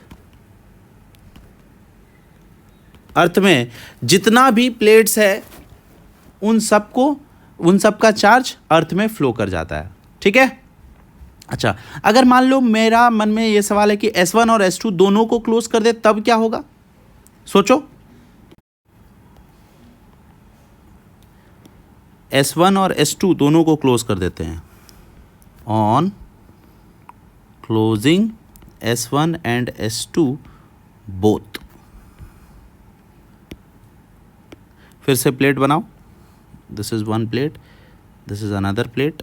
इस पे चार्ज हम Q1 दिए थे, इसको चार्ज Q2 दिए और अर्थिंग कर दिए, और इसको भी अर्थिंग कर दिए। इधर पे S1 है और इधर में S2 है, ठीक। अगर आप क्लोज कर दिए हो तो क्या होना चाहिए, ये फंडा हम जानते हैं कि सब दोनों के आउटसाइड में कितना होगा, 0, और दोनों का पोटेंशियल भी 0 होना चाहिए, दोनों का पोटेंशियल भी 0 होना चाहिए। तो अगर आप चार्ज रख दिए तो दोनों प्लेट का पोटेंशियल 0 हो सकता है क्या, तो तभी हो सकता है जब दोनों पे चार्ज 0 होगा। तो इसका मतलब इस स्विच से Q1 चार्ज भाग गया और इस स्विच से Q2 चार्ज भाग गया। तो अर्थ में कितना चार्ज फ्लो किया, तो total charge flown to the earth कितना हो गया, that is Q1 plus Q2। ये हर केस में होगा, टोटल इतना फ्लो करेगा। अब अलग अलग स्विच के थ्रू तो कभी क्वेश्चन ये पूछा जाएगा S1 से कितना फ्लो कर गया या S2 से कितना फ्लो कर गया, ठीक है। चलिए, बहुत अच्छी बात है, ये कर लिए। अब हम लोग 3 प्लेट के बारे में सोचते हैं। अगला सवाल ध्यान से करो। चलो, यहाँ पर मैंने 3 प्लेट्स ले लिए हैं, Q, 2Q और 3Q, ठीक है, और तीनों को अर्थिंग वाले स्विच से कनेक्ट कर दिया, S1 S2 H3 स्विच से, और इन दोनों के बीच में स्पेसिंग D रखा है और इन दोनों के बीच में स्पेसिंग 2D रखा है। तो आपको बताना है find out the charge distribution on closing the switch S1 only. एक बार S1 को क्लोज किए ओनली, एक बार S2 को किए और एक बार S3 को किए। ठीक है, फटाफट करके बताओ तो फिर क्या होने वाला है। और एक बार S1 और S3 दोनों को एक साथ कर दिए तब क्या होगा, है ना। चलो जल्दी से अटेम्प्ट करके बताओ कि क्या होने वाला है। स्क्रीन को पॉज कर लो, फिर उसके बाद आंसर करो। आई होप आपने अटेम्प्ट कर लिया होगा। ठीक है, तो एक एक करके सॉल्व करते हैं। Number 1, only S1 is closed. ठीक है, नंबर 1 ये हो गया। नंबर 2 हो जाएगा ओनली S2 इज क्लोज्ड। ठीक है, तब क्या होगा, एक एक करके करते हैं। तो यहाँ पर हम लोग वापस तीनों प्लेट ले लेते हैं और तीनों को चार्ज दे दिए, Q, 2Q और 3Q, और S1 को अर्थिंग कर देते हैं। ये S1 को ऐसे अर्थ से मिला दिए, ज़मीन में गाड़ दिए। ठीक है, ऐसा समझ लो। तो अब अपने को चार्ज डिस्ट्रीब्यूशन करना है। तो सिंपल सा लॉजिक है, जैसे ही आप किसी भी प्लेट को अर्थिंग करो, बाहर में चार्ज क्या हो जाएगा, शून्य। इधर भी शून्य और इधर भी शून्य होना चाहिए। ठीक है, अब ध्यान से देखो तो ये जो Q वाला जो चार्ज है, ये वाला प्लेट, क्या यहाँ पर Q चार्ज होगा ना? ऐसा तो नहीं हम बोल सकते कि यहाँ पर Q चार्ज होगा। क्यों? ध्यान से देखना, ये वाला प्लेट कंजर्व नहीं है, क्योंकि ये जो है अर्थ से कनेक्टेड है, तो charge can not be conserve, आ जा सकता है चार्ज। लेकिन ये वाला प्लेट कंफर्म है कि चार्ज कंजर्व्ड है। इसके बारे में पता ही नहीं है इधर इधर क्या है, लेकिन इसका हम कंफर्म कह सकते हैं कि इस प्लेट का इधर में 0 होगा और इधर में चार्ज कंजर्व रहेगा। तो आप लिख दो इधर में कितना, 3Q। एक पता चल गया 3Q, तो ये राइट साइड हो गया -3Q। अब यहाँ पर कितना चार्ज होगा इस साइड में, जो कि 2Q बन जाए, 5Q लिख दें, तो ये 5Q होना चाहिए, और यहाँ पर -5Q होना चाहिए। अब ज़रा सोचो कि अगर इस प्लेट पे कितना चार्ज आ गया, इस प्लेट पे टोटल चार्ज आ गया -5Q। पहले कितना चार्ज था, Q, -5Q आ गया, मतलब 5Q भाग गया। पहले था Q और 5Q और भाग गया, इसका मतलब टोटल कितना भागा, कह सकते हो ना 6Q भागा। अरे 6Q है कौन सा चार्ज, Q, 2Q, 3Q, तो टोटल चार्ज भागा ना। बोलो, जो भी कर रहे हैं सब सही है, बिल्कुल सही है। उसी तरह से S2 का भी सोच के बताओ। यहाँ पर भी 3 प्लेट ले लिए हैं और तीनों को चार्ज दे देंगे, Q, 2Q और 3Q, और किसको अर्थिंग करेंगे, मिडिल वाले प्लेट को अर्थिंग कर देंगे। कर दो अर्थिंग मिडिल वाले प्लेट को। ठीक है, अब आप एक चीज़ याद रखना, बस ये कंसेप्ट याद रखना है आपको कि हम मिडिल वाले प्लेट को करें, लेफ्ट वाले, राइट वाले, या 10-15 प्लेट लगा दें और किसी भी प्लेट को आप अर्थिंग कर दो, तो इलेक्ट्रिक फील्ड जो है वो 0 हो जाता है, और बाहर में चार्ज जो है दोनों साइड के, लेफ्ट और राइट, एक्सट्रीम लेफ्ट और एक्सट्रीम राइट पर चार्ज कितना होगा, 0 होगा। बस ये कंसेप्ट आपको याद रखना है। ठीक है, अब जैसे ही ये चार्ज 0 हुआ तो ये कितना हो जाएगा, बचा कुचा Q। ठीक, अच्छा, इस मिडिल वाले प्लेट का तो चार्ज कंजर्व नहीं रहेगा क्योंकि अर्थ से कनेक्टेड है। ये वाला कंजर्व्ड है, ये वाला भी कंजर्व्ड है, तो देखो ये वाला कितना हो जाएगा, ये वाला हो जाएगा 3Q।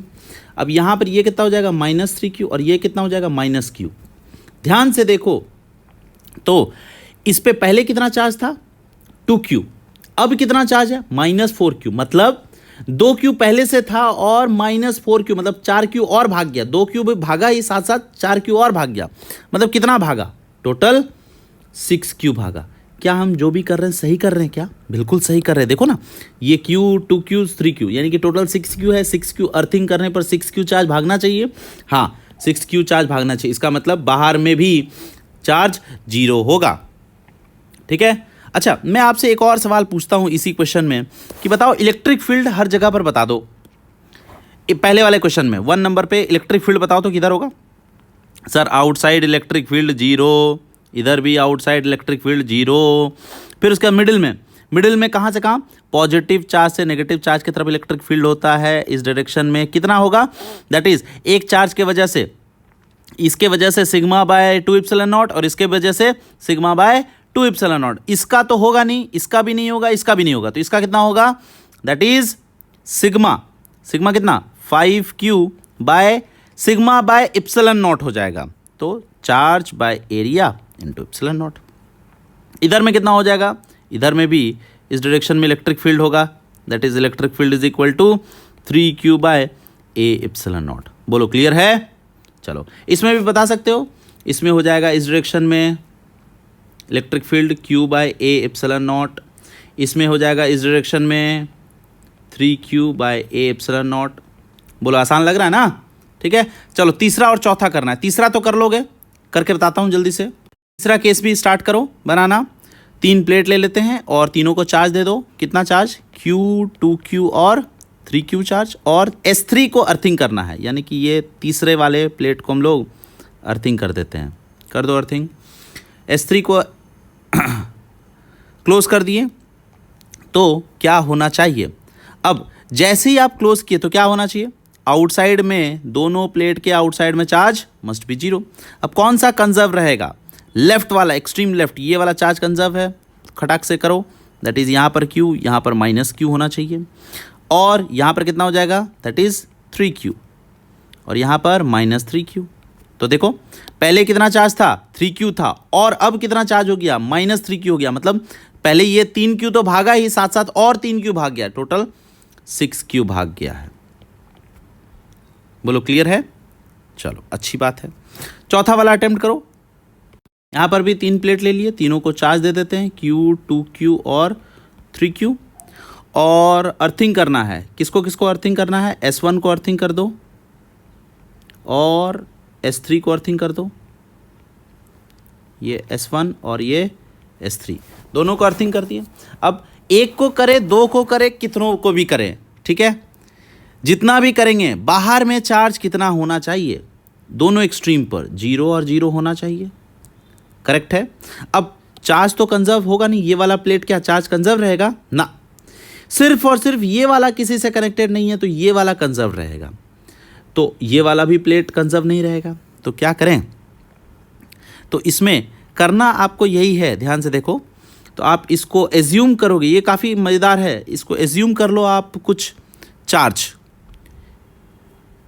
मिडिल वाला तो कंजर्व है, तो एक साइड हमने q एज्यूम कर लिया और दूसरे साइड कितना हो जाएगा, 2q - q होना चाहिए। बोलो क्लियर है। मिडिल वाले को एज्यूम कर सकते हो, तो इधर वाला जो है -q हो गया और इसके 3q वाले पे कितना हो जाएगा, q - 2q होना चाहिए। ठीक है, ओके। और इलेक्ट्रिक फील्ड का क्या भरोसा, इलेक्ट्रिक फील्ड का वैल्यू बता दो दोनों बीच में। इधर से इधर हो जाएगा इलेक्ट्रिक फील्ड, कितना होगा electric field, that is q by A epsilon naught. और इसमें इधर से इधर हो जाएगा electric field, that is 2q - q by A epsilon naught. बोलो इलेक्ट्रिक फील्ड ये पता चल गया। अच्छा, प्लेट्स का ना नंबरिंग कर देते हैं, 1 नंबर, 2 नंबर और 3 नंबर। ठीक है, अच्छा नंबरिंग जब कर दिए और ये इलेक्ट्रिक फील्ड जो आया है हमारा, दैट इज़ E12 के बीच में आ गया और ये जो आया है वो E23 के बीच में आ गया है। ठीक है, ओके, बहुत ही अच्छी बात है। तो हम ये चीज़ लिख सकते हैं, ध्यान से देखना, अपने को स्मॉल q की वैल्यू निकालनी है। ठीक है, तो उसके लिए क्या कर रहे हैं हम लोग, that is V1 - V3 must be equal to 0 होगा। ठीक है, वेरी गुड। अच्छा, V1 - V2 लगा दिया और प्लस V2 लगा दिया, -V3 लिख दिया। ध्यान से देखो तो, अरे इस इक्वेशन, पहले तो V1 - V3 is equal to 0 कैसे, अरे V1 भी 0 और V3 भी 0, दोनों प्लेट 0 हैं। ठीक, अच्छा, और इसके साथ जो है V2 माइनस कर दिया, प्लस कर दिया। इससे हमारा फ़ायदा क्या हुआ कि V1 - V2 और V2 - V3 that is potential difference का एक इक्वेशन। अब पोटेंशियल डिफरेंस का इक्वेशन इलेक्ट्रिक फील्ड के फॉर्म में क्या होगा ज़रा बताओ, तो delta V is equal to E × D होता है ना। ठीक है, पोटेंशियल डिफरेंस। तो 1 और 2 के बीच में जो स्पेस है वो D दिया हुआ था क्वेश्चन में, और 2 और 3 के बीच में जो स्पेस था वो 2D दिया हुआ था, है ना, कुछ तो यूज़ होगा इसका। अच्छा, और अब ज़रा सोचो कि इलेक्ट्रिक फील्ड जो है वो 1 और 2 के बीच में किधर से फ्लो कर रहा है, 2 से 1 की तरफ, इसका मतलब हाइयर पोटेंशियल कौन है, 2। तो इसका मतलब ई डॉट डी जो लिखोगे आप तो ये तो नेगेटिव आंसर आएगा, that is minus E12 into D, plus 2 और 3 के बीच में कौन बड़ा पोटेंशियल है, क्योंकि इलेक्ट्रिक फील्ड इधर से इधर जा रहा है तो इसका मतलब ये बड़ा पोटेंशियल होगा, तो 2 बड़ा पोटेंशियल होगा, तो इसका मतलब प्लस E23 इंटू स्पेस जो है वो 2D इक्वल टू 0। तो यहाँ से E12D is equal to E23D, D और डी काट दिए, डबल हो गया, इलेक्ट्रिक फील्ड जो है वो इसका डबल हो गया, इसको सॉल्व करके निकाल लो। तो इलेक्ट्रिक फील्ड का वैल्यू आ रहा है 12 का, that is Q(A)(ε0) is equal to 2 times of 2Q minus Q by A(ε0). A(ε0) काट दिए तो Q is equal to 4Q minus 2Q है, तो 3Q is equal to 4Q। इससे पता चलता है कि Q का वैल्यू कितना, 4Q/3। बोलो समझ में आया ये चीज। तो फाइनली चार्ज डिस्ट्रीब्यूशन अगर करना है तो कैसे करोगे, चौथे नंबर सवाल का अपने को सॉल्यूशन चाहिए, तो हम लोग एक तो सबसे पहले S1 को अर्थिंग कर दिए थे और S3 को भी अर्थिंग कर दिए थे, ठीक है। तो चार्ज डिस्ट्रीब्यूशन अगर लिखना पड़े तो कितना लिख दोगे, सबसे पहला लेफ्ट साइड में 0, फिर उसके जस्ट राइट साइड में माइनस Q है, दैट इज़ माइनस 4Q/3, तो इधर हो जाएगा 4Q/3 और 2Q माइनस Q, यानी कि अगर मैं कह सकता हूँ कि ये Q, ये 2Q और ये 3Q था पहले से ही, तो ये वाला 2Q वाला कंजर्व था, तो Q/3 2Q/3, राइट। यहाँ पर बचेगा 2Q/3, यहाँ पर हो जाएगा माइनस 2Q/3 और यहाँ पर 0। तो बता सकते हो क्या कि S1 से कितना चार्ज फ्लो किया है, S1 से कितना चार्ज फ्लो किया है ये बता सकते हो। सोचो, इधर से पहले कितना चार्ज था, Q था, और Q तो भागा ही, साथ साथ 4Q/3 भी भाग गया, तभी ना नेगेटिव आया है, तो इसका मतलब 7Q/3 भाग गया।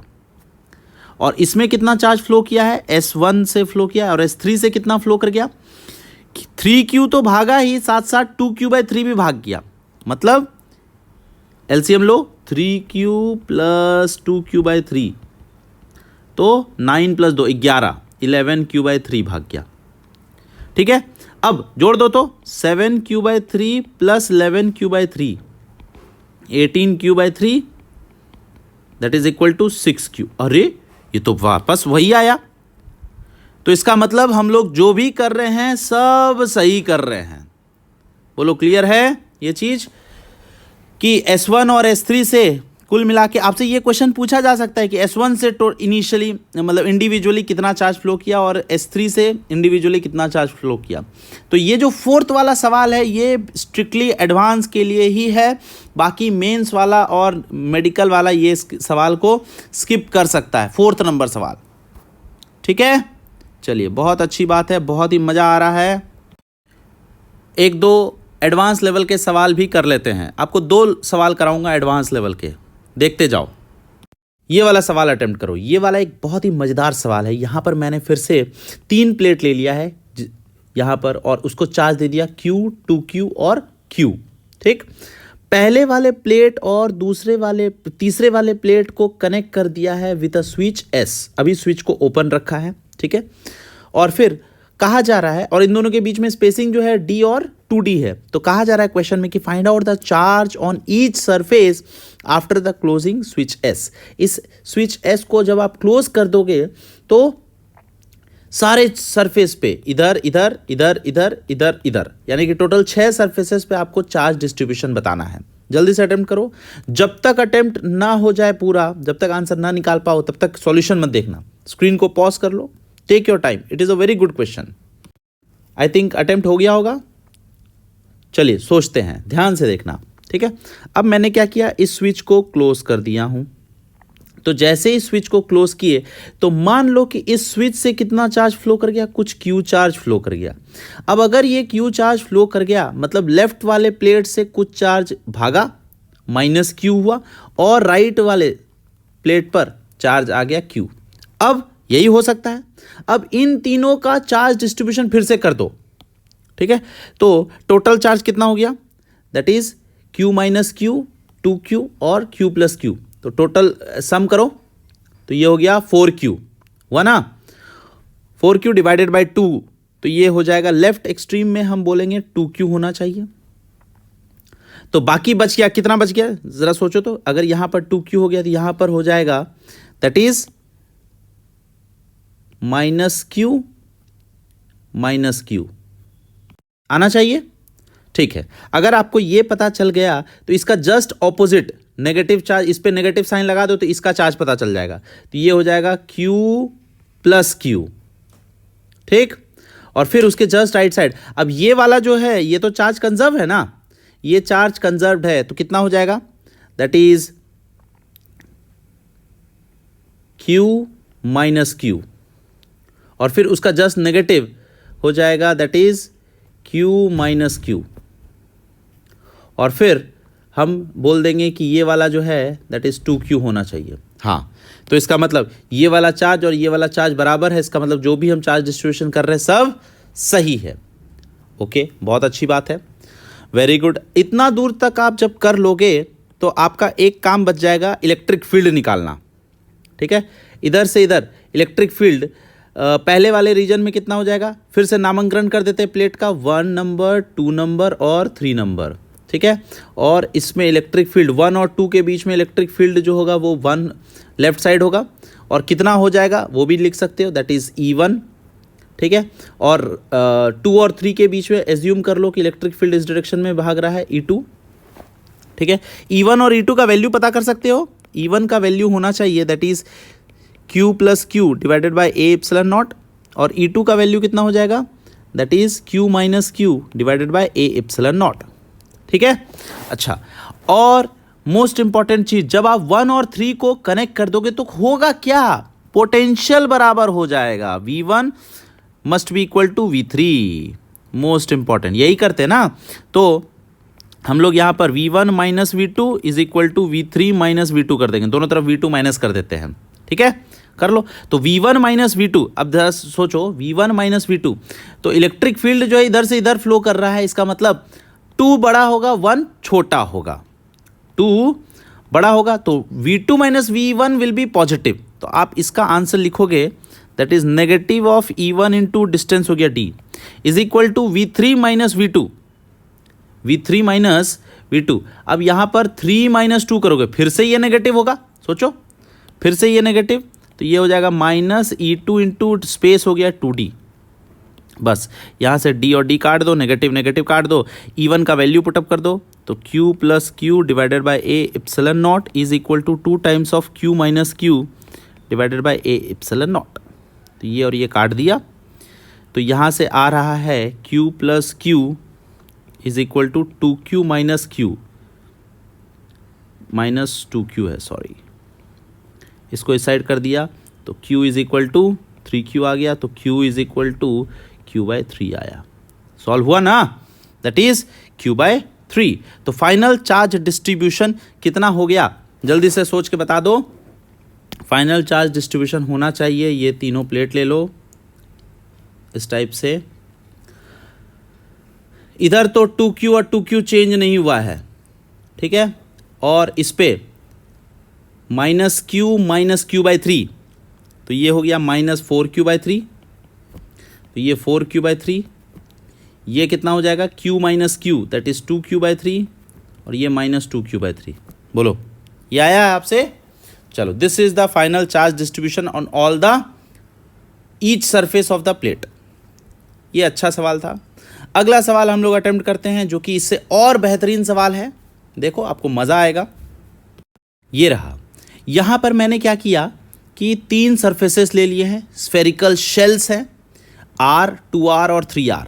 ठीक है, आउटर वाले शेल को मैंने 4Q चार्ज दे दिया, और सबसे अंदर वाला को कनेक्ट कर दिया है बाहर वाले से S1 स्विच से, और बीच वाले को, मिडिल वाले को स्विच कनेक्ट कर दिया है अर्थिंग से। अभी दोनों स्विच ओपन है, S1 और S2 दोनों ओपन है। तो आपसे पूछा जा रहा है find out the charge on each sphere after closing both the switch. जब दोनों को क्लोज कर देंगे तब क्या होगा, सारे चार्ज डिस्ट्रीब्यूशन बताने हैं। जल्दी से कैलकुलेट करके बताओ। आई थिंक आपका अटेम्प्ट हो गया होगा। चलो सॉल्व करते हैं। सबसे पहले सारे शेल्स का नंबरिंग ऑन कर दो, 1 नंबर, 2 नंबर और 3 नंबर बैठा लेते हैं, 1 2 और 3, ताकि कन्फ्यूजन ना हो। ठीक है, और जैसे ही आप S1 को क्लोज करोगे, ठीक है, तो एज्यूम करना स्टार्ट करते हो। पहले वाले सबसे इनर वाले स्फेयर पे, 1 वाले स्फेयर पे चार्ज हो गया Q1, और S2 को भी हम क्लोज कर दिए, तो एज्यूम कर लेते हैं कि Q2 चार्ज आया। और तीसरा वाले स्फेयर पे कितना हो जाएगा सोचो। अब जब आप इसको क्लोज कर दिए तो ये इस वाले शेल पे Q1 चार्ज आ गया है, ठीक, तो ये इससे कनेक्टेड था, तो पहले इस पे चार्ज कितना था 4Q। इसमें से हो सकता है आपने एज्यूम कर लिया कि 4, इसमें से Q1 चार्ज अंदर आ गया, तो बचा कुचा चार्ज रह जाएगा, that is 4Q minus Q1। Variable नहीं बढ़ाएंगे, ठीक है। और ये अर्थ सेकेंड वाला जो है अर्थिंग से कनेक्टेड है, तो Q2 चार्ज है, ठीक है। चलिए, अब फंडा क्या है आप ध्यान से सोचो। 1 वाले और 3 वाले स्फेयर को जब आप कनेक्ट कर दोगे तो फंडा यही है कि V1 must be equal to V3, and second वाले स्फेयर को आपने अर्थ से कनेक्ट कर दिया तो V2 इज इक्वल टू 0। बस यही फिजिक्स यहीं पर खत्म हो जा रहा है। चलो दोनों इक्वेशन को लगा लेते हैं। सबसे पहला सेकेंड वाले का पोटेंशियल बता दो, तो सेकेंड वाले शेल का पोटेंशियल क्या लिखोगे। सेकेंड वाले शेल का पोटेंशियल होगा, पहले Q1 चार्ज की वजह से 2 वाले पॉइंट पर निकालना है, तो ये हो गया बाहर वाला point, that is point charge बना देंगे, तो KQ1/2R हो गया, प्लस Q2 चार्ज की वजह से 2 वाले पॉइंट पर बताना है, तो KQ2/2R हो जाएगा, प्लस तीसरे वाले की वजह से बताओ, ये तीसरा 4Q, तो ये हो जाएगा K4Q माइनस Q1। अब इस चार्ज की वजह से कहाँ बताना है, अंदर वाले पॉइंट पर, तो उस पॉइंट को उठा करके हम सरफेस पे लेके चले जाएंगे, that is divided by 3R must be equal to 0। यहाँ से सॉल्व कर लो, K उड़ा दिए, R उड़ने वाला है, ठीक है। एलसीएम ले क्या, तो Q1/2 और Q1/3 इसको जोड़ दो, माइनस कर दो तो जल्दी से, तो 1/2 माइनस 1/3, तो ये होता है 1/6, तो Q1/6 plus Q2/2 is equal to minus 4Q/3, ठीक है। तो इसको सॉल्व कर देंगे तो ये आ जाएगा Q1 plus 3 times of Q2 is equal to minus 8Q। ये अपना इक्वेशन नंबर 1 है, ठीक है। चलिए, फिर उसके बाद अपना दूसरा इक्वेशन क्या यूज करना है, that is V1 is equal to V3। 1 और 3 को बराबर कर दो, तो 1 पॉइंट पर पोटेंशियल बताना है और 3 पॉइंट पर पोटेंशियल बताना है। 1 पॉइंट पर पोटेंशियल तीनों के वजह से कितना होगा, पहले Q1 की वजह से, तो KQ1/R प्लस Q2 के वजह से अंदर वाले पॉइंट पर, तो अंदर वाला पॉइंट को उठा करके बाहर फेंक देंगे, सेकंड वाले पे फेंक देंगे, तो KQ2/2R प्लस थर्ड वाला चार्ज की वजह से अंदर वाले पॉइंट पर, तो अंदर वाला पॉइंट उठा करके हम सरफेस पे फेंक देंगे, तो K4Q minus Q1 divided by 3R is equal to V3। ये हो गया V1 is equal to V3 करना है, तो V3 पर कितना हो जाएगा, दैट इज K थर्ड वाला अंदर वाला चार्ज Q1 के वजह से कहाँ पर निकालना है, बाहर वाले पे, तो पॉइंट चार्ज बना दो और 3R ले लो, प्लस K फिर से Q2 के वजह से पॉइंट चार्ज बना करके बाहर वाला point 3R plus K4Q minus Q1 divided by 3R। बोलो क्लियर है। अब क्या क्या कटने वाला है जरा सोच लो, तो कुछ कटेगा क्या, ये और ये काट दो, ठीक है, और इसको सॉल्व करके निकालते हैं, तो ये आ जाएगा KKRR, उड़ना चाहिए क्या, KKRR, ठीक है। तो Q1 और इधर है Q1/3, तो ये हो गया 2Q1/3, इसको उठा करके उस साइड फेंक देते हैं, तो माइनस Q2/6 हो जाएगा, तो ये और ये काट दिया, तो I think Q2 is equal to -4 times of Q1 आ जाएगा। ये इक्वेशन नंबर 2 आ गया, और इन दोनों को सॉल्व कर लो, सॉल्विंग 1 और 2। मैंने सॉल्व किया है, तो मेरा आंसर आया था Q1 is equal to 8Q/11 and Q2 is equal to -32/11। I think ये आपका आंसर मैच किया होगा, और अगर आंसर मैच नहीं कर रहा है तो ठीक से सॉल्व करो, फिर से कैलकुलेशन चेक करो, और फिर भी आपका आंसर वही हो रहा है तो हो सकता है आपका ही आंसर सही हो सकता है। Maybe I have done any mistake, no problem. But आपको फिजिक्स सीखने की ज़रूरत है, तो फिजिक्स बस यहीं पर ख़त्म हो जाता है कि जब भी दो बॉडी को हम लोग कनेक्ट कर देते हैं तो दोनों बॉडी का पोटेंशियल सेम हो जाता है, और अब किसी को अर्थिंग कर देते हो तो उस बॉडी का पोटेंशियल 0 हो जाता है। तो इसी सवाल के साथ आज की सेवा यहाँ पर समाप्त होती है, और ये इलेक्ट्रोस्टैटिक चैप्टर का भी हम लोग स्वाहा कर देते हैं। अब तो आपको ये चैप्टर पसंद आया होगा, मैंने ये कंप्लीट किया है ना। तो आप एक लाइक बटन ज़रूर दबा दीजिए और अपने दोस्तों के साथ शेयर आउट भी कीजिए। ठीक है, फिर मिलते हैं अगले दिन। Bye bye.